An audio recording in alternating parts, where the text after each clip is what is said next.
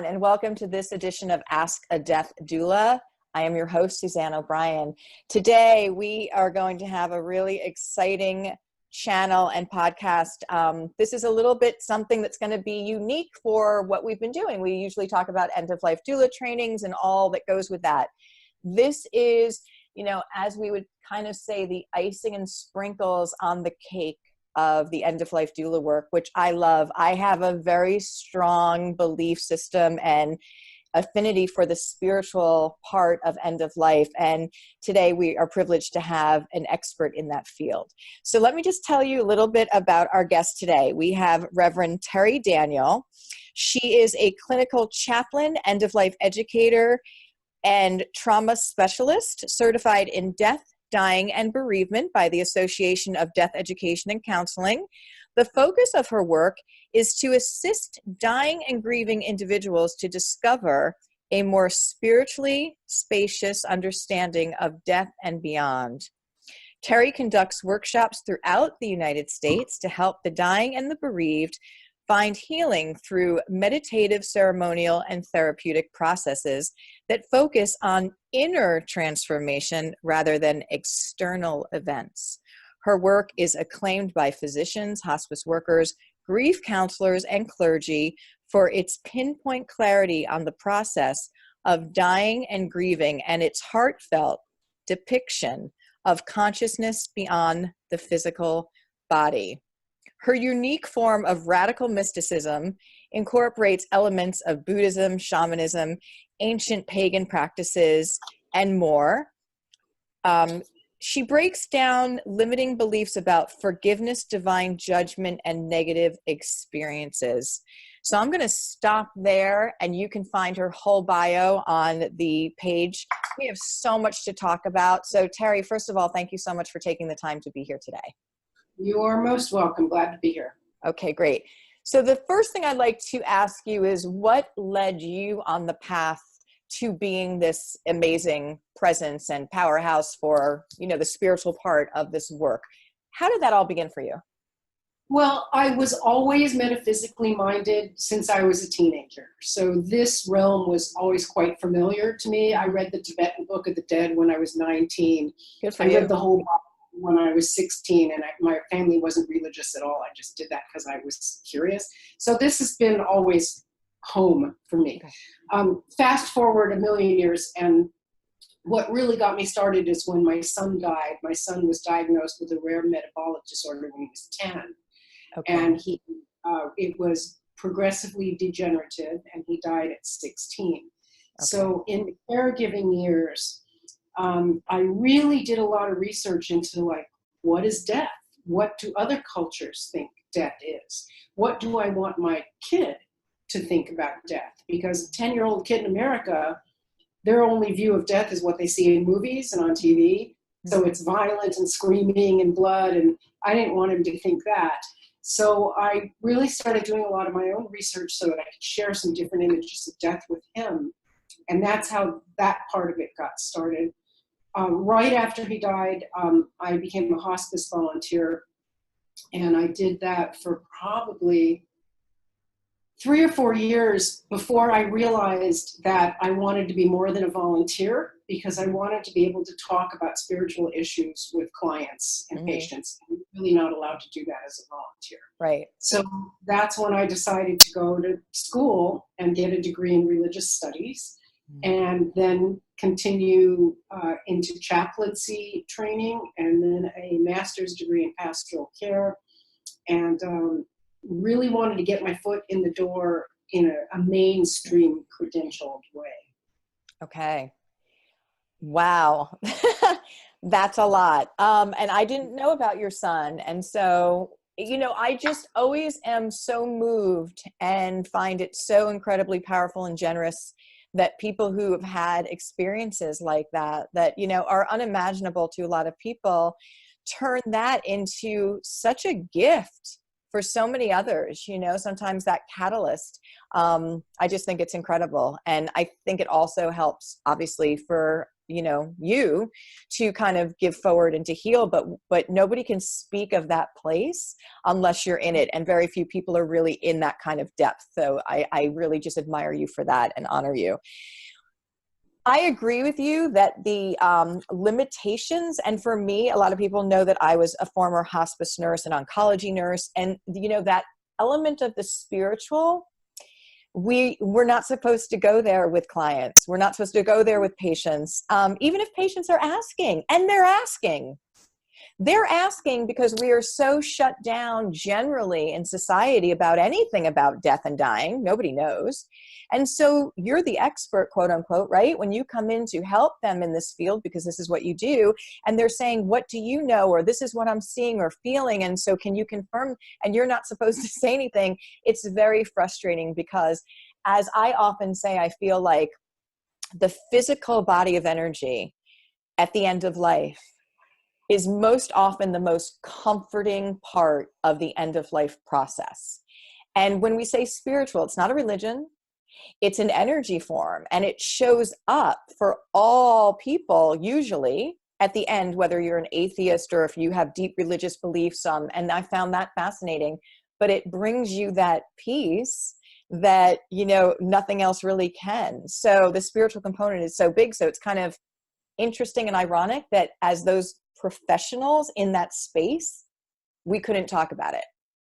So volunteers are not really professionals in that space, and nurses really aren't either, because nurses are not trained in spiritual care. No. So I would call a nurse or even a doctor or a social worker a professional in that space. Spiritual care is a completely different component of end-of-life work.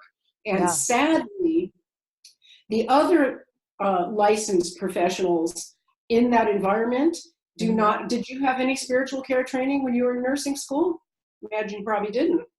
Like zero? That's right. And I talk to doctors all the time, physicians, who they say in medical school, there's nothing.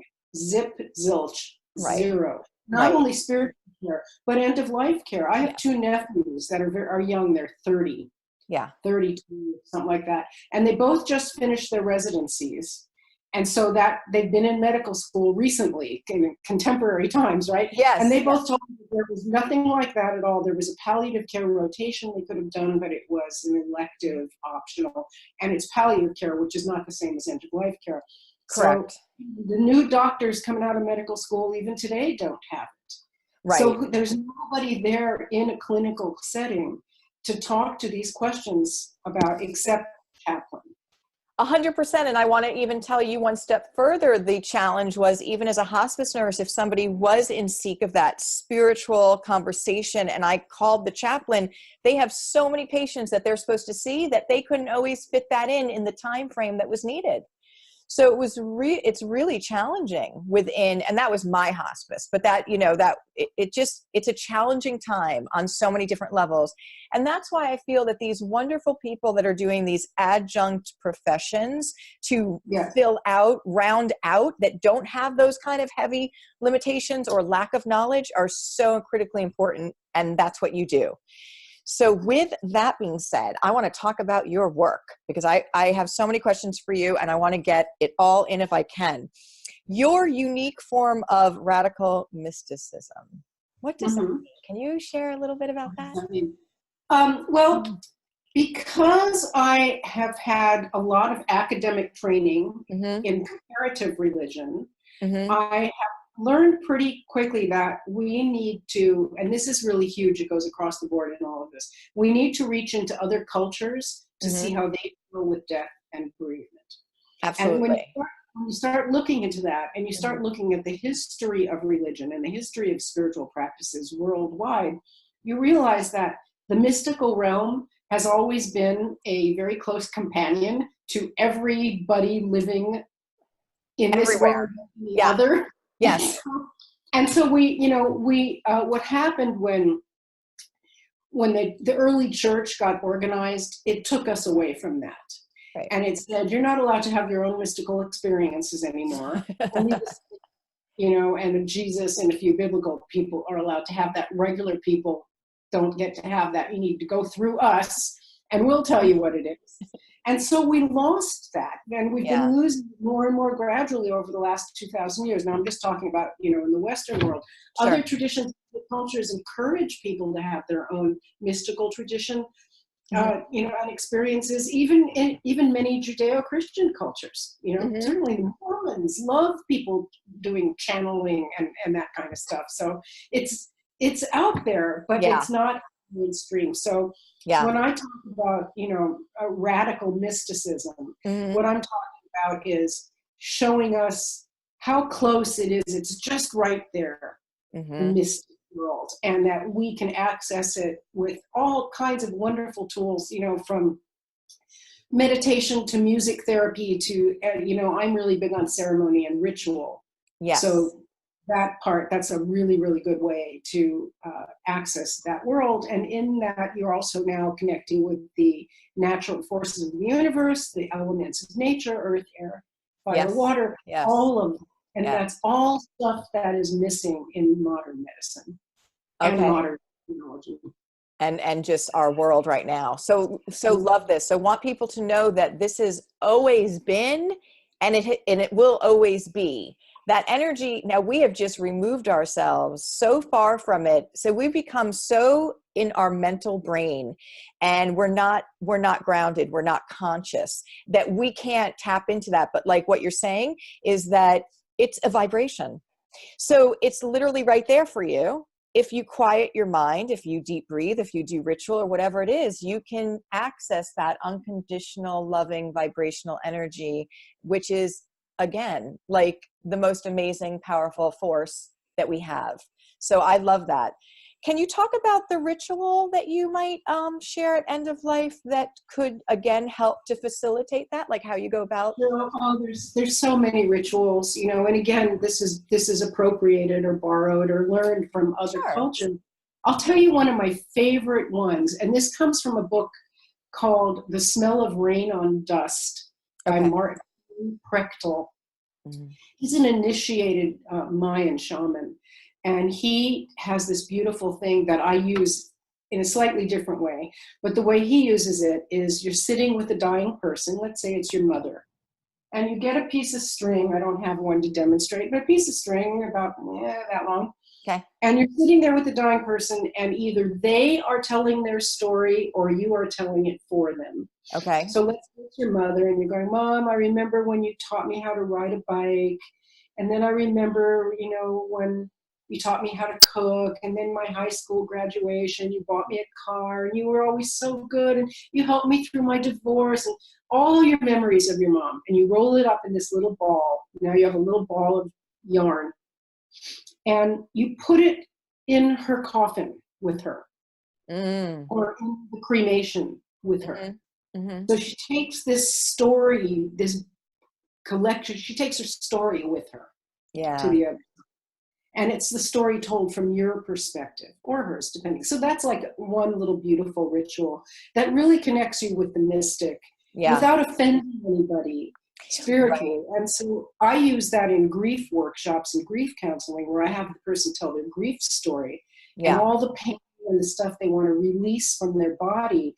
And then we go outside and we tie the string to a tree, and the ball unfurls, and the wind carries the pain off. Oh, how nice. Yeah, so, I mean, you can make this stuff up all day long. There's no limit to what you can do. Yeah. And these are the things that are completely absent in a clinical setting. They are, because unfortunately, there's really no time in the clinical setting. There's no one's fault. It's the way we've set up the structure of the reimbursement and how that works. Like for me as a hospice nurse or oncology nurse, running in and basically giving meds, doing an assessment and running out breaks my heart and does not give that patient what they need. And so it's not about there not being time. That's not your job. You're doing your job, which is being a nurse. And so the thing is, it's somebody else's job. It's another job description, because the nurses don't have time to do that. Well, they don't You have know, time to do that, but it is needed in those positions. And I will tell you that sometimes, especially as the hospice nurse, sometimes that you are their only kind of contact, that there aren't a lot of other people that come in. And if somebody's dying and they have an emotional on their heart and they're going into their transition, nobody's going to get there in time. So the nurse does sort of put that hat on. We need to have the time to do, I can't do that if I'm running out the door. So yes, I agree. And I love these rituals because I think that they're so grounding and important, that energy to be released. So can I ask you about different cultures that you've studied? Can you give an example of one or two that you think they have a great way to do dying, how they've done it? Well, it's not so much how to do dying as much as it is their relationship with death. Mm-hmm. So in the Muslim tradition, Mm-hmm. there's a requirement that if you see a funeral procession going down the street, Mm-hmm. you're supposed to stop everything you're doing and walk alongside it for 40 steps. Oh, wow. Or something. You know, depending now, if you're driving on the freeway and there's a funeral procession, you can't stop and walk alongside it. So, you know, we would ask you to say a prayer or to just turn off the radio and focus on that funeral procession going. Just stop and be with death for a minute in your life to acknowledge. I mean, that's one really beautiful one. The Chinese have a beautiful tradition where they keep an altar in their house to their ancestors. Mm-hmm. And every Chinese house that practices this has this. And every time someone dies, they add that person to the altar and communicate with that person for a year. And they'll put flowers on there. They put coins and money and food and all kinds of stuff for 1 year to slowly let go of their physical relationship to that person. As opposed to what we do is we give you 3 days of family leave. People come and bring food to your house for a week, and then everybody just forgets you, and you're supposed to move on and forget your relationship with the person who's died. And get over it. And we don't get over it. That's why we have right. Yeah, and you're not supposed to get over it. No. I think one of the beautiful things about keeping the memory alive through those beautiful ways of altar, of sitting Shiva, of all of those, is that you realize that you can access the bond and love of that person by that presence and connection. That yes, that physical person is not there to give that hug to, but you can feel them, you can have them, you know. And I think that we are so dysfunctional in our end of life in the United States on so many levels, and including that one, because we're saying again, 3 days, that 3 days, by the way, is a complete train wreck because people don't even know what way is up.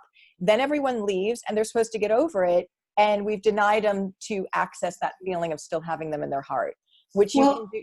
Yeah. I'm sorry. So part of that comes from, so it's really interesting when you study grief theory. Mm-hmm. So the term grief work was actually coined by Sigmund Freud in 19. He wrote a paper called Mourning and Melancholy. And he had the theory about how people were supposed to deal with grief.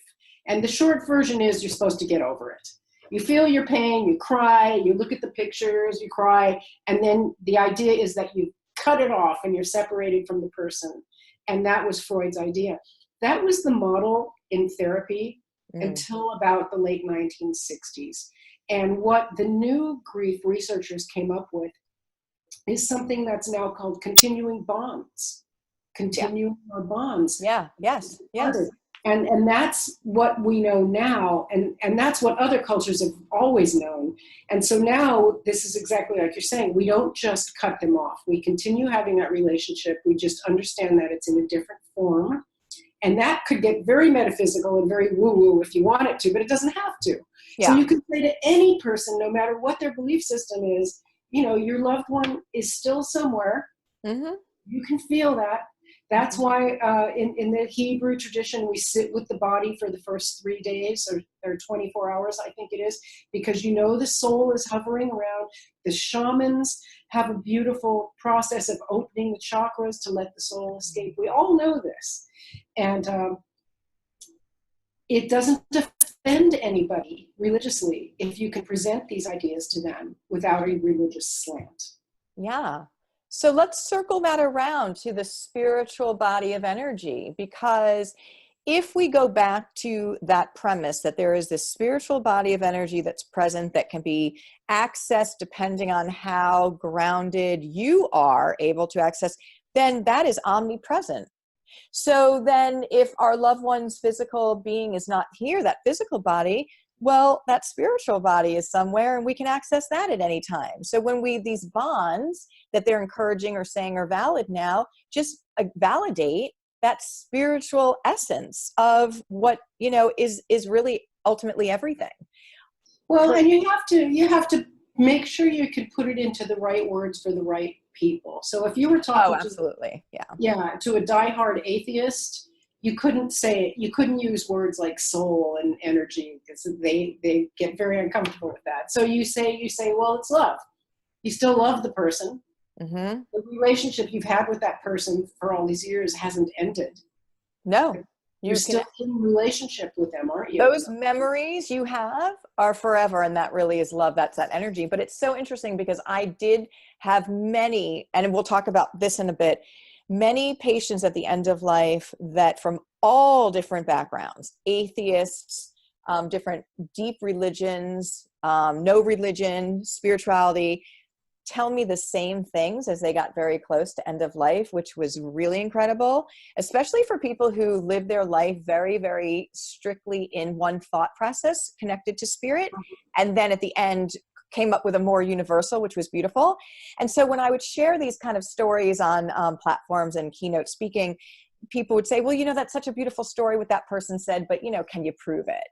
And so I'm like, But if you go back to physics, if you start to study quantum physics, there is validation there about the vibrational level of the frequency, and that cannot be destroyed. It cannot disappear, that it goes somewhere. So it does. So when people say, yes, it's woo-woo going out there, okay, I understand that, but you actually can bring in science, which is what? The most factual type of information we have, data that we have. So it is, but you are right, because it's very important, especially when we're practitioners, to meet the patient and the family where they are. We never push, but for you and I, we're getting a little bit deep because we're really going to go there and we want to share this amazing opportunity for people to learn more about the spiritual component. So do you have some stories about that you'd like to share, possibly about the end of life? And again, people who might have thought one way, but then had like what I call spiritual awareness at the end. That was a little different. I think that a lot of people think and hope that will happen, that people will have a spiritual epiphany at the end. My experience has been that it doesn't really happen. Very rarely, everybody, and it's commonly said, I'm sure you've heard, you die the way you live. So if you were like an angry, terrible, mean-spirited person all your life, you're going to be that way on your deathbed. They don't this is what I've seen, what I've had hundreds of hospice workers also tell me, you don't suddenly have an epiphany and become all angelic just because you're on your deathbed. I'm sure some people do, but statistically it's not, it's an exception more than a rule that it happens that way. Okay. What does happen is they will have existential questions, but the existential questions will still be framed within their own reality. And here's a good example. When I was a hospital chaplain, I had this man. It was a rural area, a lot of farmers and population of people who weren't worldly or educated. And this man had just received a terminal diagnosis of some kind, and he called for the chaplain, and I came in. And these are the words he said to me. Chaplain, where do you think Muslims and meatheads go when they die? Oh. Yeah, that was me. I'm like, huh? And so, being trained as a chaplain, I know that what you're supposed to do is you take questions and you turn them back on people. Yes. You don't answer them. Mm-hmm. So, of course, my answer is, where do you think they go? Right. Exactly. It really doesn't matter what I think. Sure. What matters is what you think. And his big existential question was, he felt like he was a sinner and a bad guy for some reason all his life, and he was afraid he was going to go to hell, where he would spend eternity with Muslims, because in his mind that's where all Muslims go. So the existential questions that people tend to have Mm-hmm. are usually within their own belief system. I've very rarely seen anybody change their belief system Mm-hmm. in the last days of life, but I have seen them ask questions. Sure. Yeah. Okay. All right. I hear you with that. Have you had experiences where people at the end of life have shared with you that they have been visited or see loved ones who have already died before? Oh yeah, all the time. All the time. So what do you make of that? And what did they make of that? Well, again, depends on the person. Most people who've had visitations like that really believe in it because they feel the love. When you're having an experience like that, you can feel it. It doesn't feel like it's coming from your mind. No. Yeah. So, are you familiar with Christopher Kerr, Kerr? No, I'm not. Check out his TED Talk. Okay. He's the medical director of Hospice of Buffalo. He's been at our Yes, I conference. have. Yes, I have heard. He did a whole thing on this. Yeah. Interview. Yes, the dreams and deathbed visions of the dying. He's the coolest guy on earth.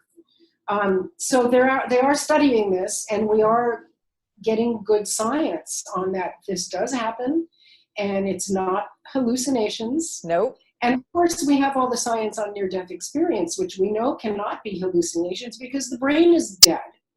And if you have no brain activity, how can you hallucinate? Yeah, exactly. So I mean, yeah, it's like, yes, I love all this so much because it opens up just the whole universe as far as I'm concerned. And, it kind of throws out all the little things we think about that are important and that we've built our perception around. And leads us to this beautiful space. So I've personally had many patients, obviously, because I've worked with so many people, have the near-death, the bedside experience of the loved ones who've passed, and the shift that happens for them. Because if you just saw your mom that you haven't seen in 30 years, and again, it's accompanied with that energy of that unconditional love, they're like blown away, and they're also like, see you later. Like they're ready to go. Like if they had any fear about leaving, they completely are different. And it is just, again, it's just wonderful because everyone in that environment is at peace with that. Whether the family believes it or not, when they see their loved ones so content and full of acceptance and almost, just exhilarated on a certain level, it's pretty magical. So when they do have an experience like that, then they will be, it's a spiritually transformative experience. Sure. So, That happens, they do change. Yeah, that's beautiful. So before you had talked about somebody who is really having, thinking they're going to hell, how do you help support somebody, if it's at all possible, in that space of really a fearful, negative, dark feeling of end of life, and they're right before it?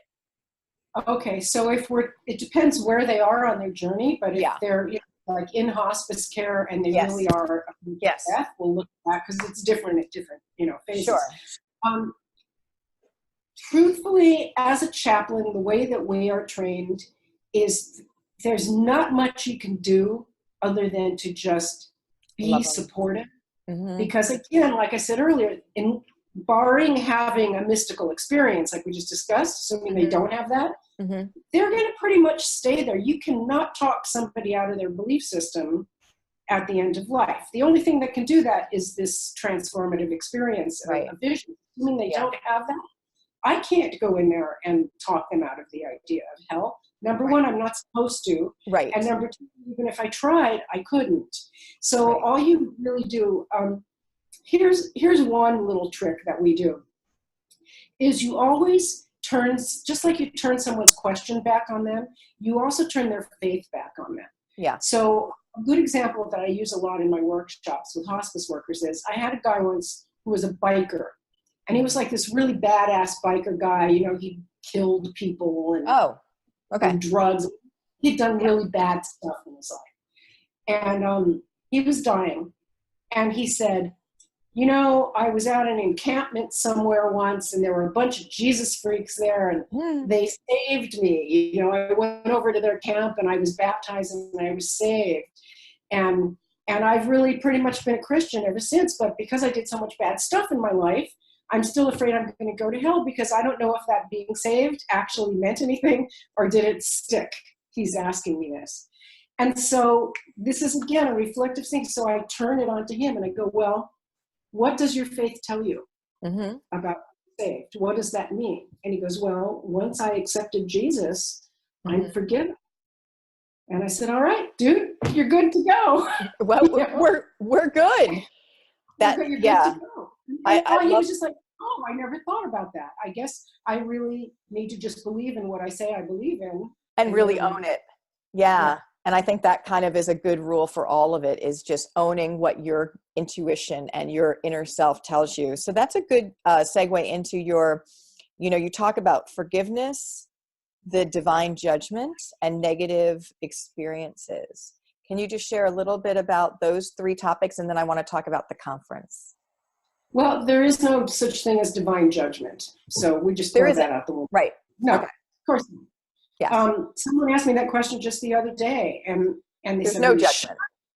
And I'm like, yeah, I'm absolutely sure there's no divine judgment anywhere in the universe, but there is processes of growth. So like if you look at the Buddhists in the Tibetan Book of the Dead, they're guiding the soul through all these levels of consciousness after death. Yeah. And they see things like demons and fiery pits and caves of darkness, and all this. And what they say is, these aren't external things. These are projections of your own stuff that you've been carrying with you in your life or your multiple lifetimes. And you're just looking at your own fears and your own darkness, and you're supposed to look at that and heal it as you move toward your next incarnation. It's never external. There is no third party out there in the universe passing judgment on you. It just can't possibly work that way. So what I do with dying and grieving people, mostly grieving people, this is actually the topic of my doctoral research, which is about toxic theology and how it complicates the healing process with grief. If you believe that your loved one who took his own life is going to go to hell because of that, you're not going to heal. Your grieving is going to be so caught up with that. Yeah. And so the work you do with someone like that is you really try to re-educate them theologically and show them that there are other ways to look at the divine other than this reward and punishment system. But that takes a long time. You can't do that in the last 3 days of life. I mean, you can if you want me to, but it's not impossible, but generally it's not easy. Yeah, a longer process. You know what I love about that? Well, I've had a lot of patients tell me the same thing, that there's no judgment. They have there's no judgment. And it's really beautiful because it makes them look back at their whole life in a different way. But then for us, when there's no judgment, it makes us say, well, then I don't have the right to judge others. And I'm not being judged. We are accountable. I always say we're all accountable for our own actions, and we'll have to answer to that in our own way. It's just, you don't get excused, but there's no judgment. There's no condemnation. It's a beautiful way to really hone in and to live our lives. Forgiveness plays a huge part in that then. So, when we look back, when we find there's no judgment or can understand that, and then we go back into that whole thread of, okay, who do I need to forgive? What do I need to be forgiven for? And that again is not just a quick fix like that. It's a process. But it's the most energetic freeing, which I love, is beautiful. And I think we kind of just touched on it. The negative experiences are really those opportunities for lessons, for growth, for higher. So it's so interesting when there's a quote unquote negative or difficult place, when people come through, they are lifted up higher, usually just from the learning. And I think, you've probably heard this too, that people who've gotten very ill or even the terminal have said it was the best thing that ever happened to me. And people say, how can they say that was the best thing that ever happened? Because they got so much more in touch with who they truly are, because all of this went away, and they, maybe it's just incredible. So we want people to know that, again, I think it all goes back to that spiritual energy, just circling around. The big thing that you realize when that happens, it could all be summed up in, you recognize that you're not just your body. I mean, if you had to put it into one sentence, that's what happens, right? Yeah. So when you have these traumatic experiences and you come out of that being grateful for the experience, it's because the thing you learn from that experience Who you is that truly you're are. not just this identity, that there's so much more to who we are. In fact, this is, really a falsehood. Yes. We're not just that, we're really not this pretty much at all. Like our true essence is, we strip away the ego of it and the mental and the physical, and we are that beautiful, pure energy, which everyone loves. We love it. We're like, we feel great. That's a really great place to be and to find. I always call it finding our way back home to who we are. So let's talk about the Afterlife Conference. So you have Yes, let's talk about that. you have this Yeah. amazing Afterlife Conference that goes on that I hear lots about. So please tell me about what the Afterlife Conference is. Well, I started it in 2010. Our first conference was 2011. And the reason I started it is because there's a group called the Compassionate Friends, which is a grief group for parents who've lost children. And they were having a conference in Portland that year. And I had just written my first book about after-death communication, and I wanted to speak at their conference. And they said, absolutely not. We don't allow anybody to talk about spiritual stuff, especially mediums and psychics and talking to dead people, because it upsets our delicate, fragile audience. And I just couldn't sit still for that. So I said, fine, I'm going to just start my own conference where we can talk about that. And that's how it started. Oh, wow. It was all because of that. And the Compassionate Friends really held on to that position for a long time. They're about that much open to it now. They let some stuff of that come in, but they really are against it. So that's why I started the conference. And I wanted to reach out to all the people whose books I had been reading and the people whose work I admired. And I thought, wow, this is cool. This way I'll get to meet Raymond Moody and Bill Guggenheim and all these people. And that was kind of cool too. So they all came to the first few conferences, and it just grew. And as I started to expand my knowledge, because I kind of started out with really a focus on after-death communication, but then when I started going to school and getting chaplaincy training and all this, I started to add the academic piece in, then I started to add the multicultural piece in. So now the conference is just such a wide umbrella because we've got all of that. So if you are really interested in mediums and learning how to develop your own intuitive skills or getting messages from your loved ones on the other side, you got plenty of that. If you want academic research on near-death experience and deathbed visions and grief counseling, you got that. We have our shamans who've been with us for the last 4 or 5 years. So we have shamanic journeying out of the body and ceremonial practices, just so much. There's just everything that you could possibly want. Yeah, it sounds fantastic. So when is the next conference? It's June 6th through 9th, 2019 in Salt Lake City. And the website is afterlifeconference.com. It sounds wonderful. I definitely am going to get to one of these conferences in the future for sure. Because it's just, again, I feel it's just all coming together. And I think that's just like the sprinkle and the icing on what this whole great death positive movement is. But when you can expand your mind, and I love that you brought in these studies about, near-death experience from a scientific standpoint, because I think that everything just fits together perfectly. And so when you can, again, have some of that with then people having different kind of experiences, it just all comes together. And for me, it just opens up a whole different warm and fuzzy world of there's so much more going on than we think. And it's very comforting to know that it never ends. It never ends. No, it doesn't ever end. And and you were talking earlier about science proving that. I mean, even Einstein said that energy will continue to exist until it, I'm not a scientist, so I don't really know how to say this. I think it's called the theory of the continuation of energy or something like that. Where like, if there's a ball of fire flying through the universe, it'll just keep going and going and going until it hits a rock or a planet or something. But on its own, it just doesn't stop. And so energy, it's like compost, the orange peels in your compost pile don't ever stop existing. They turn into something else. Absolutely. Even And 50 years from now, you contributed to the soil. yeah, and just like the basic law of energy and matter, matter can only change form. It cannot be destroyed and it cannot disappear. So you have a choice of a solid, a liquid, or a gas.